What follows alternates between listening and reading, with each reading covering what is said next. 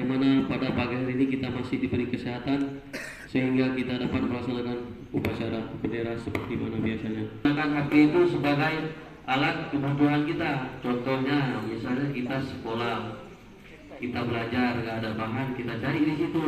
Kita cari nilai-nilai yang baiknya, jangan nilai-nilai yang jeleknya. Bijaklah kita dalam menggunakan medsos, WA misalnya, atau Instagram atau Facebook, karena semua perbuatan kita kan diatur oleh undang-undang.